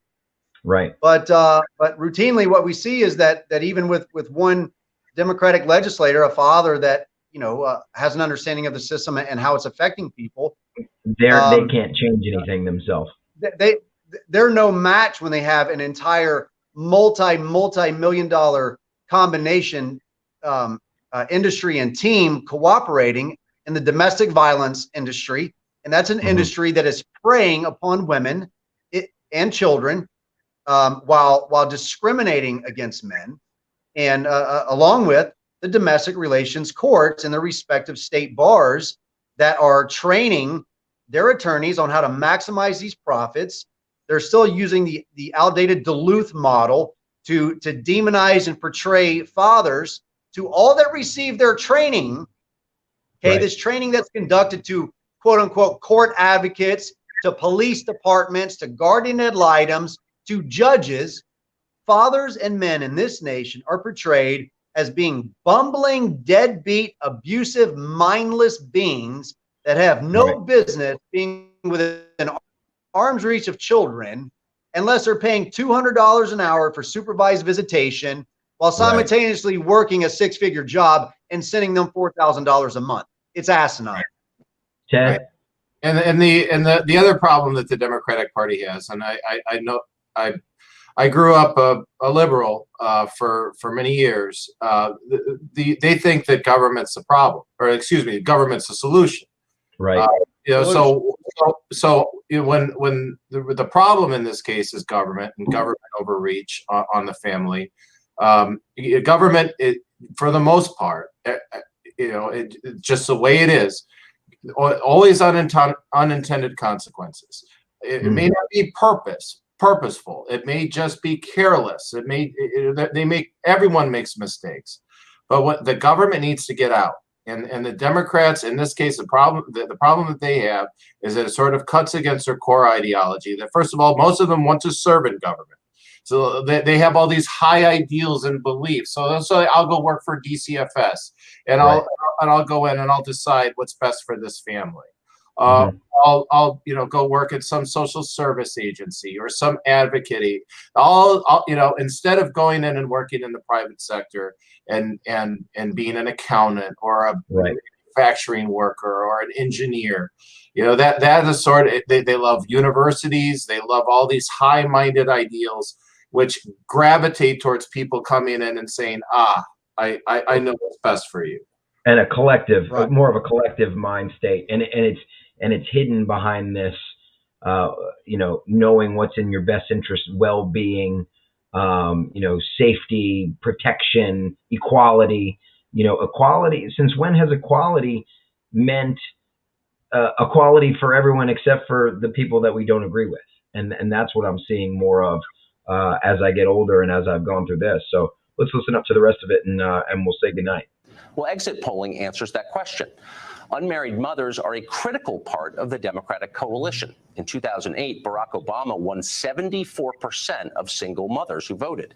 In 2012, he won 75%. Alienating these voters in any way is politically risky for Democrats, and so they ignore the problem entirely. Mm-hmm. Over time, the progressive left has become openly hostile to the institution of marriage. Once again, voting patterns explain why. It's been more than 20 years since a Democrat running for president won the majority of married women in America. Unmarried women, by contrast, vote overwhelmingly for Democrats. In 2012 and 2016, the Democratic Party platform never mentioned the importance of marriage except when advocating for gay marriage. In 2013, as she was preparing to run for president, Hillary Clinton shot a video tribute to single mothers. Quote, "Single moms are the real heroines," she said. "They need even more of the help that grandparents, aunts and uncles, and good friends can provide." The one group that Hillary didn't mention, biological fathers. Democrats who stray from this script tend to get attacked. Barack Obama spoke regularly and often eloquently about the importance of fatherhood. And yet, consistent with his party's orthodoxy, he said almost nothing about men marrying the mothers of their children. And that distinction is critical. Studies show that married fathers are by far most involved in their children's lives. You often hear our leaders refer to caring parents or grandparents or caregivers or some similar combination, as if the presence of any involved adult is enough for kids. But that's not true. At least for boys, the presence of a biological father in the house makes all the difference. On at least one occasion, Obama suggested that he understood this. In a 2003 speech about gun violence he gave in Chicago, Obama noted that, quote, "We should do more to promote marriage." Almost immediately, he was attacked from the left. An article in Ebony magazine suggested that Obama's remarks were racist. MSNBC ran an op-ed attacking him, and so on. He went back to platitudes.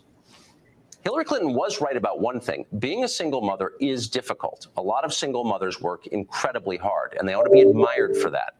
But that doesn't mean that single motherhood is a good idea for society. It's not. It's a tragedy, especially for boys. And the rest of us ought to stop lying about that. Hey, Chris? Yeah.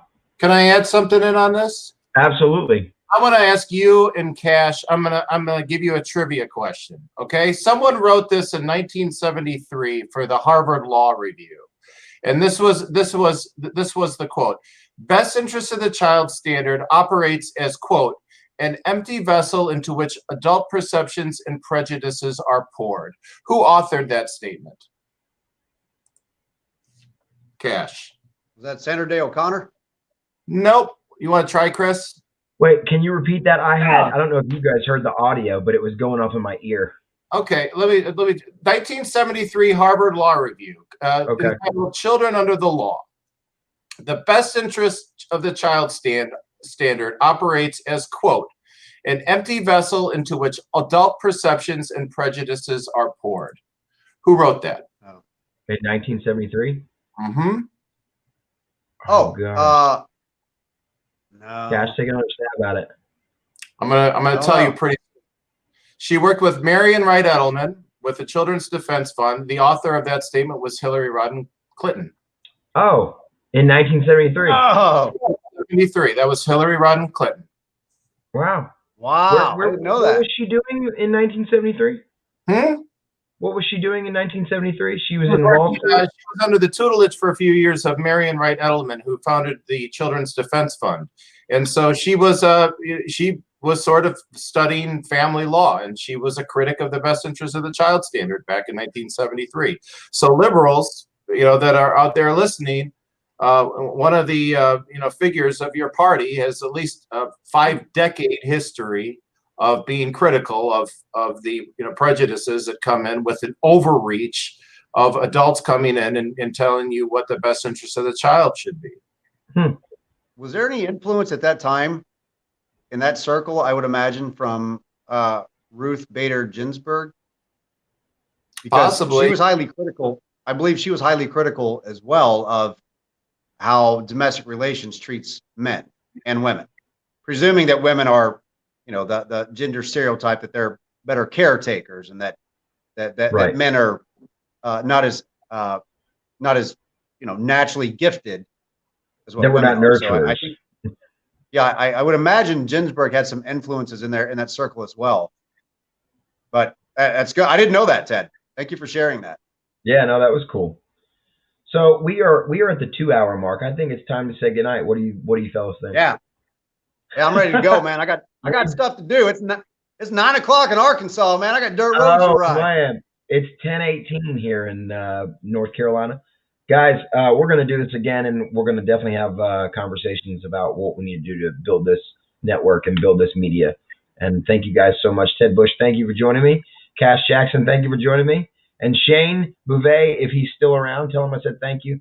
And guys, thank you so much for tuning in to We the Parents podcast. And good night. Good night.